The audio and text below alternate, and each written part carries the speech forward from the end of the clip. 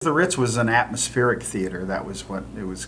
That's what the architect called it, atmospheric. And he came up with that idea and built one theater in Houston first, and then I believe the second atmospheric theater in the country was the Ritz. And the atmospheric refers to the fact that he embedded twinkling lights into the ceiling that were stars. And then he had a machine called a Brenograph that actually projected clouds above the heads of moviegoers. And so if you were sitting there, it looked like there were clouds moving around and with the twinkling stars. And so it replicated like a brilliant nighttime sky when you were seeing a movie there. Mm-hmm. And that's the one that I also wish I could have gone to. I've been hearing stories about the Ritz ever since I moved to Tulsa and started working here, and about the stars and the clouds.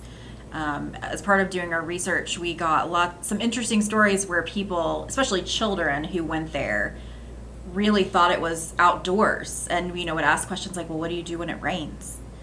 So it really did provide that feeling that you were outdoors watching a movie.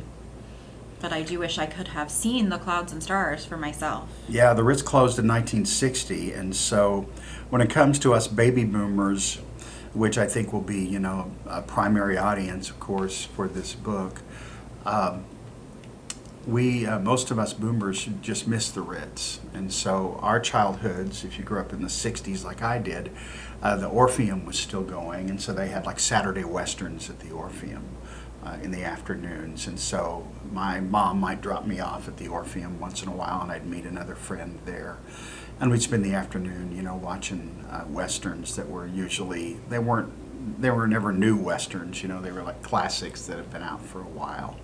But the Orpheum also, was past its prime by that point in the 60s, and really was in need of some kind of restoration. But you could still see its past glory in the statuary and, the very fancy appointments that were inside the Orpheum, in the different decorations and everything, which were just absolutely beautiful. And so that was really fun to be able to at least get a glimpse of the Orpheum